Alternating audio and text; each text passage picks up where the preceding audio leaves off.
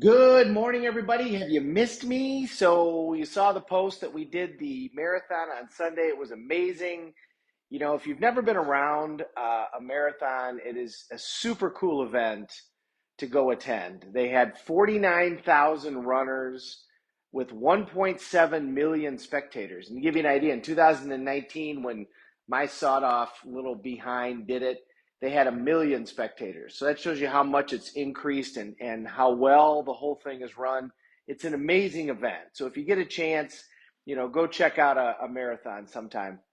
So walked around a bunch by myself in the marathon, hooking up with my wife periodically to get her the stuff. And I have been thinking about, if I could go back and talk to the summer after sixth grade Tim Mahoney. And I picked summer after sixth grade because it was a great summer. For some reason, I remember that summer. I had a great time. I was with good friends and things were good. And it's just a summer I remember. So if I went back and I talked to that person and I could give them advice that, they would actually listen to, what would you tell, yourself to do? So summer after sixth grade, how are you then? You're like 10, 12, something like that.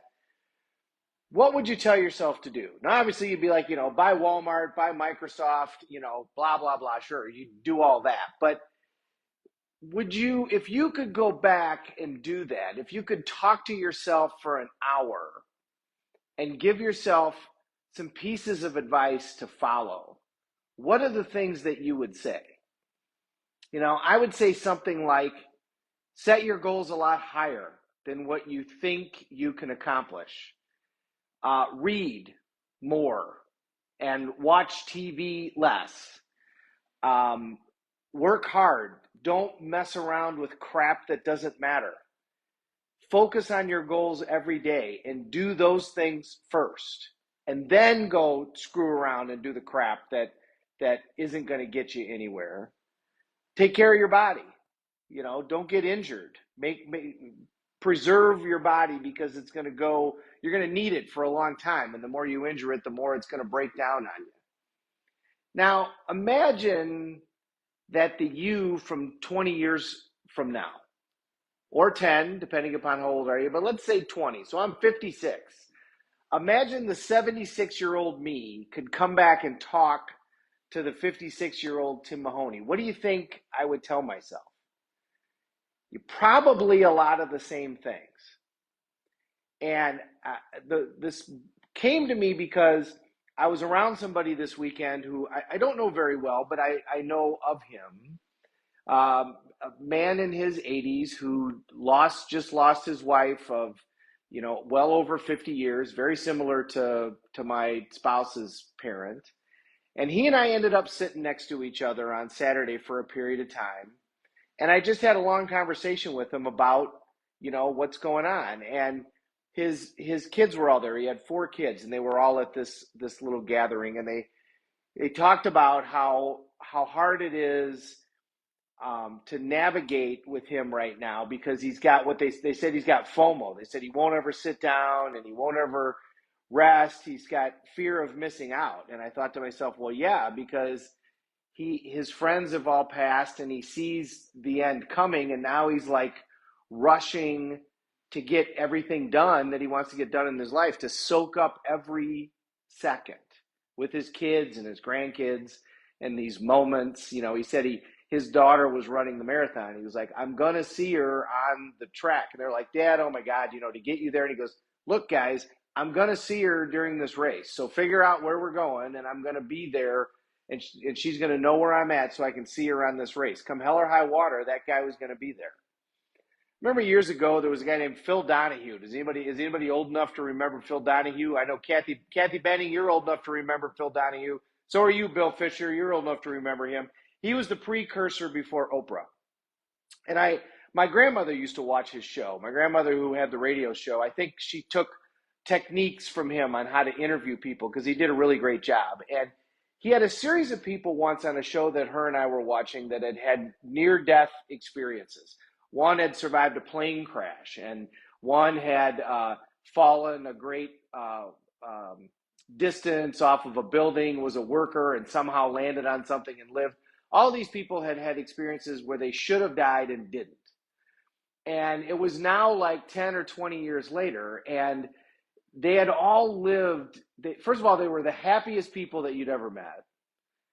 And they'd all lived extraordinary lives. They'd gone and done incredible stuff. One of them had climbed Everest. One of them had traveled the world and scuba dived.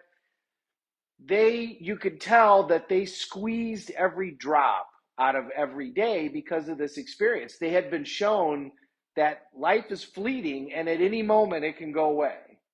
And because of that, they got up every day and they were like, what am I going to do today that I'm going to remember? I'm going to build a memory. I'm going to do something significant. I'm going to squeeze out every drop. And I think if we could come back and talk to ourselves, if we could go back in time and talk to the younger us, that would be one of the things that we would talk about, would be, don't get wrapped up in the nonsense. You know, I say all the time, the Shakespeare quote, life is a tale told by an idiot, full of sound and fury, signifying nothing. A rough quote, but it's true. We run around so much worrying about things that at the end of the day aren't going to matter. And if you could go back and talk to the younger you, I think you'd tell yourself to develop certain habits. You'd read more and watch TV less. You'd say the things to people that you want to say to them. But you would start every day with an outcome. You would start every day with a purpose. You would pay more attention to the goals in your life. You would set the goals higher. And you would work harder to achieve those greater goals, because through struggle and strife is where we really have the juice in life. And you would do it happily. You would do it with glee, thinking to yourself, this is all going to work out and be great, and I want to be able to be done at the end and say, I gave it all. I gave everything that I had. So maybe today, rainy, gloomy day here in Northern Illinois, if that's where you are in the world, maybe today think about if the 20-year older version of you could come back and talk to you, and you could have a conversation just for 1 hour. What do you think that person would tell you? What do you think they'd tell you to do? What would be your daily rituals? Who would you spend time with? Who would you say something to that you might not get the chance? And what are the ways that you would approach life differently if you had it to do all over again? And I'm not talking about, we'd all buy, Microsoft stock and Apple and do that. I'm not talking about that. I'm talking about, how would we approach things differently on a daily basis? How would we approach people differently? Who would we interact with?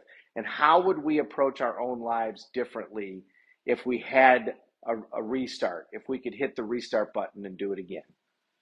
Hope that makes some sense to you guys. Thank you so much, everybody, for being on. We have people from all over. Brian, Thermalish, did I say that correctly? Valerie, Bill, my great uncle Bill, Jim down in Florida. Janet, great to see you. Kathy Benning, great to see you guys too. Good morning, guys. I hope you have a great day. Sorry I missed a couple of days. Won't happen again. We're all in this together. Let's take care of each other.